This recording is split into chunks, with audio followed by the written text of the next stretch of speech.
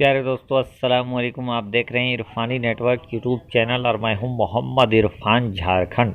दोस्तों, जहां आज पूरी दुनिया सांसों के लिए जद्दोजहद कर रही है, जहां आज पूरे दुनिया के लोग अपनी सांसें और अपनी ज़िंदगी बचाने के लिए एक तरह से लॉक होकर अपने अपने घरों में महफूज हो गए हैं।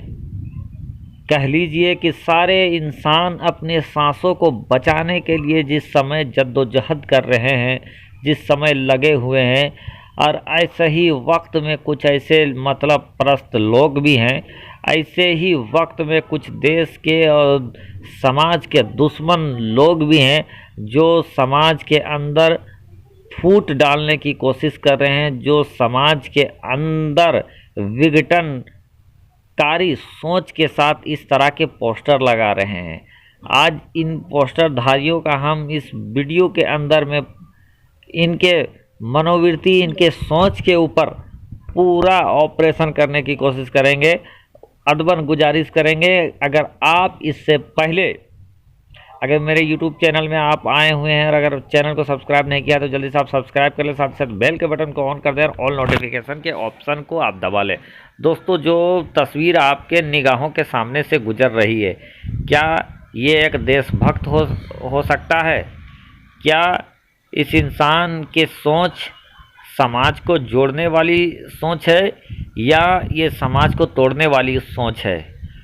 कोई भी जरा सा भी पढ़ा लिखा इंसान होगा, अगर उसके अंदर में देश के प्रति अगर मोहब्बत होगा तो इस चीज़ को देखने के बाद ये कहेगा कि ये इंसान और इस तरह के सोच रखने वाले लोग समाज के दुश्मन हैं, देश के दुश्मन हैं और देश को बांटने और देश को पाटने की साजिश कर रहे हैं।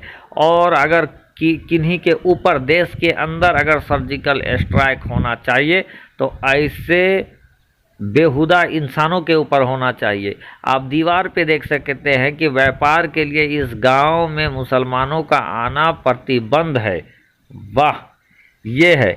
आगे मैं आपको मुसलमानों को भी दिखाऊंगा कि इस कठिनाई के दौर में मुसलमान क्या कर रहे हैं। जहां कुछ लोग मुसलमानों को देश और दुनिया से अलग थलग करने के प्रयास में लगे हुए हैं, जहां नए नए प्रोपगंडा चलाया जा रहा है, वहीं मुसलमान और इस्लाम क्या पैगाम दे रहा है। अभी थोड़ा देर आगे बढ़ेंगे तो आपको ताज़ा मिसाल आपको देखने के मिलेगा और आपकी आंखों के सामने से जो चीज़ गुजरने वाला है उसको देखकर इस तरह के पोस्टर लगाने वाले चुल्लू भर पानी में डूब कर मर जाएंगे और जो मुसलमानों के प्रति जो नया नया प्रोपगंडा चला रहे हैं वो भी चुल्लू भर पानी में डूब के मरेंगे। दोस्तों, देखिए आपके आंखों के सामने कौन सा तस्वीर निकल कर सामने आ रहा है। देखिए आपके सामने में जो तस्वीर निकल कर आ रहा है दोस्तों, आप देख सकते हैं जिन मुसलमानों के लिए प्रतिबंध लगाया जा रहा है, जिन मुसलमानों को आज क्या क्या गलत नाम से इनको बताया जा रहा है, आज वो मुसलमान एक जगह नहीं, देश के कई जगहों से, आप उज्जैन देखें, भोपाल देखें, आप उत्तर प्रदेश देखें, देश के अनेक सूबों में जहां हिंदू भाई इस महामारी के चपेट में आ गए, जहां उनके घर परिवार के लोग उनके तक अर्थी उठाने के लिए नहीं आ पा रहे हैं, ऐसे में ये तस्वीर देखिए और ये इस्लाम का पैगाम देखिए, मुसलमानों का पैगाम देखिए कि जहां उनके अपने नहीं आ पा रहे हैं, जहां उनके पड़ोसी मौत के डर से और महामारी के डर से कंधा देने के लिए नहीं निकल रहे हैं, वैसे में मुसलमान भाइयों का जज्बा देखे कि ये गैर मुस्लिम हिंदू भाइयों का जनाजा, हिंदू भाइयों का अर्थी अपने कंधों में उठाकर चल रहे हैं। तो ये है असल इस्लाम और ये है मुसलमानों का पैगाम। जहां इस्लाम ये बतलाता है कि तुम्हारा पड़ोसी चाहे कोई भी हो, तुम अपने पड़ोसियों के साथ मोहब्बत की निगाह रखो, तुम अपने पड़ोसियों का देखो कि उनके घर चूल्हा जल रहा है या नहीं जल रहा है। अगर वो भूखे हैं, अगर उनके बाल बच्चे भूखे हैं तो तुम उनके खाने का इंतज़ाम करो, तुम उनके बाल बच्चों के लिए दाने का इंतजाम करो। तुम्हारे पड़ोसी ही तुम्हारे असल हितैषी है। तुम अपने पड़ोसियों के साथ मोहब्बत बना के रखो। और ये पैगाम कौन दे रहा है? ये इस्लाम दे रहा है। आज तक अभी जितना भी प्रोपगंडा चला या कोई चैनल वाला इस तरह के पोस्टर मुसलमान इलाके में नहीं दिखा सकता है जहां ये कहीं किसी ने कहा हो कि हम अपने इलाके में हिंदू भाइयों को नहीं आने देंगे, हम अपने इलाके में हिंदू भाइयों को व्यापार नहीं करने देंगे, हम अपने इलाके में से हिंदू भाइयों को सब्जी भाजी नहीं बेचने देंगे। लेकिन देश के अनेक जगहों से ऐसे तस्वीर आ रहे हैं जहां कुछ नाम निहाद जो अपने आप को हिंदू कहते हैं, ओरिजिनल में ये हिंदू हो नहीं सकते हैं। ये हिंदुओं के नाम को कलंक कर रहे हैं। वरना ऐसे ऐसे हिंदू भाई हिंदुस्तान में मौजूद है, हमारे मुल्क में मौजूद है, जिनकी मिसालें दी जा सकती है और जिनकी वफादारी और जिनकी मोहब्बत का मिसाल दिया जा सकता है। आप दिल्ली के वक्त का मामला भी उठाकर देख सकते हैं जहां कैसे हिंदू भाइयों ने मुसलमानों को अपने घरों में पनाह दिया, जहां उनके बहुत सारे ऐसे रिपोर्ट सामने आए कि मुसलमान भाइयों के सामानों की हिफाजत किया और वहीं मुसलमान भाइयों ने हिंदू बहनें और हिंदू परिवार वालों का हिफाजत करते हुए नजर आए। दिल्ली के अंदर खुद हिंदू भाइयों ने ऐसे लोगों को पकड़ा जो मुसलमानों को मारने काटने की बात कर रहे थे, जो मुसलमानों को फना करने की बात कर रहे थे।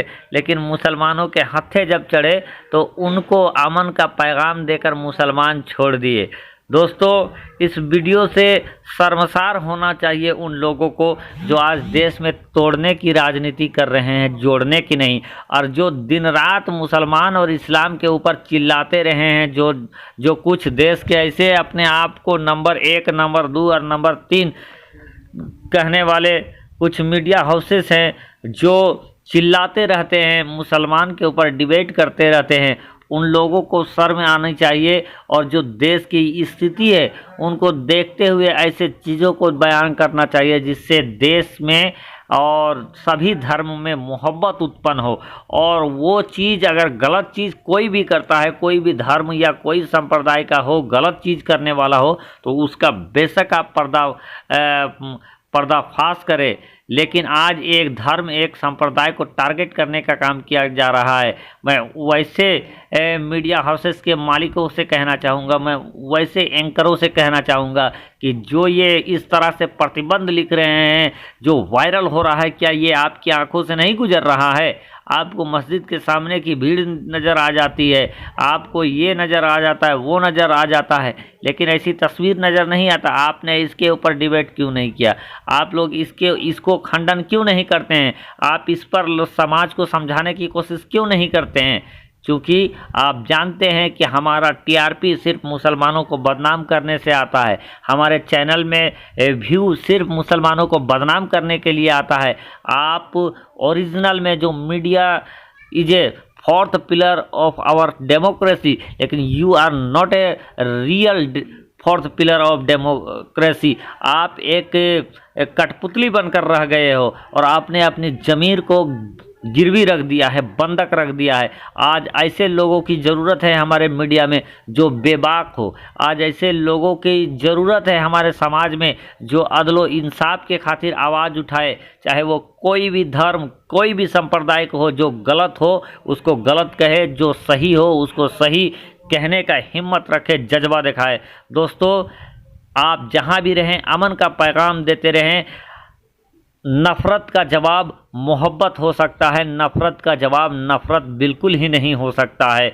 मैं फिर अपने कई चैनलों में ये बात कहता आया हूँ और इस बार भी यही कह के मैं गुजर जाना चाहूँगा कि खूब बहती है अमन की गंगा बहने दो, खूब बहती है अमन की गंगा बहने दो, मत फैलाओ देश में दंगा रहने दो और लाल हरे रंग में हमको ना बांटो, हमारे छत में सिर्फ तिरंगा रहने दो। भूखों का कोई जात नहीं होता है, भूख का कोई जात नहीं होता है, खून सबका लाल ही होता है। सब्जियों को हिंदू मुसलमान ना करो, सब्जियों में आप भेदभाव ना करो, और गरीबों में भेदभाव ना करो। ये पूरा हिंदुस्तान हम सब का है, चाहे जिस गली में जाएं, जिस मोहल्ले में जाए, किसी को रोके नहीं, किसी को टोके नहीं। जब सरकार और बाबा साहेब भीमराव अंबेडकर ने संविधान में हम सब हिंदुस्तान वासियों को जीने का अधिकार दिया है, व्यापार का अधिकार दिया है, तो तुम कौन होते हैं? तुम्हारी बाप की जागीर हिंदुस्तान नहीं है। शुक्रिया।